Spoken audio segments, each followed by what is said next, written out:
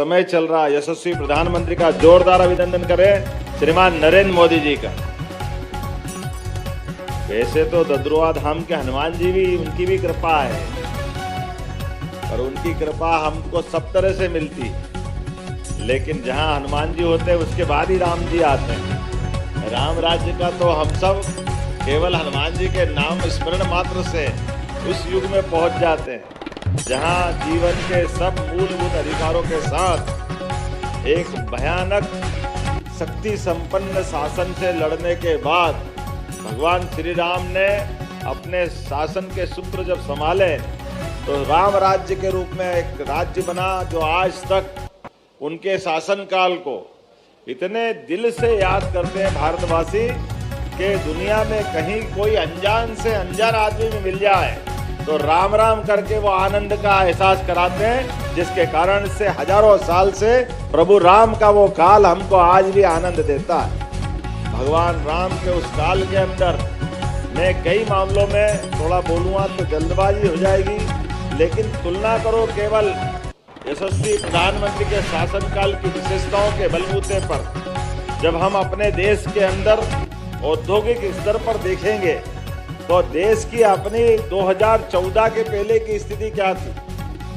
2014 के पहले भारत 11वें नंबर आर्थिक व्यवस्था में था, और कितना आश्चर्य की बात है, थोड़ा अटपटा लगेगा, 1947 में जब देश आजाद हुआ तो हमारा 1 रुपया और डॉलर की कीमत भी 1 ही रुपया थी, दोनों में कोई अंतर नहीं था। गेहूं और सोना 1956 में जब मध्य प्रदेश बना तो गेहूं 94 रुपये कुंटल था और 90 रुपये तोला सोना था। ये अपने सामने ही है। 55 साल तक हमारे विरोधियों की सरकार रही है।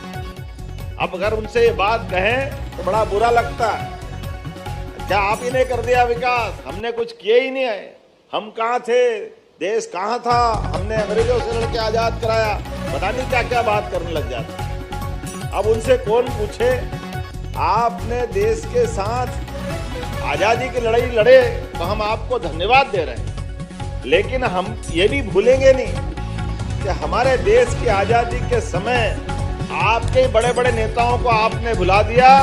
नेताजी सुभाष चंद्र बोस, सरदार वल्लभ भाई पटेल, इनके सबको हमने मान सम्मान दे करके यशस्वी प्रधानमंत्री ने पुनः प्रतिष्ठापित किया है। यह वर्तमान में मोदी जी की सोच। एक तरफ विरासत से विकास की ओर का सपना देखते हैं, दूसरी ओर देश के आजादी के साथ केवल भारत आजाद नहीं हुआ, भारत के साथ इजराइल जैसा देश भी आजाद हुआ है।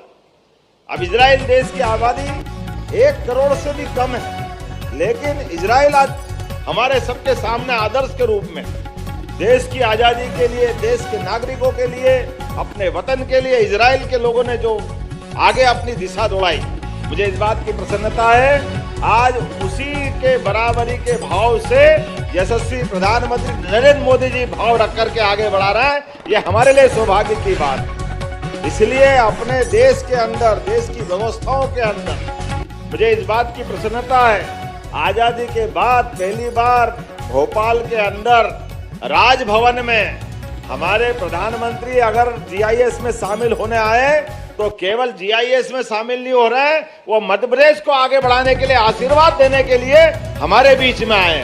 हमारा औद्योगिकरण का जो संकल्प है, लोगों की जिंदगी बेहतर बनाने के लिए, मध्य प्रदेश को पूरे देश में नंबर 1 का राज्य बनाने के लिए जो संकल्प से हमारी सरकार बढ़ रही है, यह वो संकल्प के ऊपर आशीर्वाद देने पधारे थे। मैं इस बात की गारंटी ले सकता हूँ। जब ताली बजाना तो दिल से बजाओ, 2-4 बजाओ तो मजा ही नहीं आ रहा है। मुझे मालूम है भिंड की आदत और मुरैना की आदत, ग्वालियर की आदत कुछ और कानों में सुनने की होती है। जहाँ ठाए ठाए की आवाज आती थी, अब मशीनों की गड़गड़ाहट की आवाज आएगी। लोगों को रोजगार मिलेगा, बदलते दौर का समय है।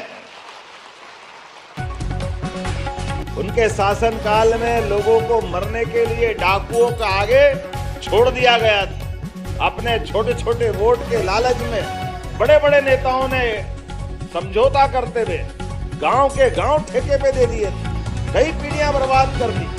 आज उनकी पीढ़ियों के परिवार के अंदर के कष्ट को देख करके वाकई दर्द होता।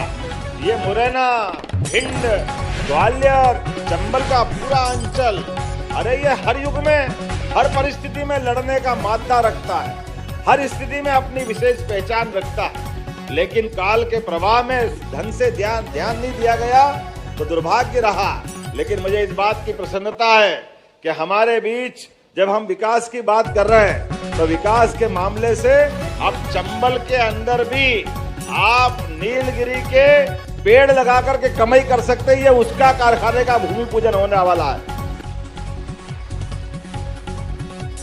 यूकेलिप्टस और दूसरा कौन सा पेड़?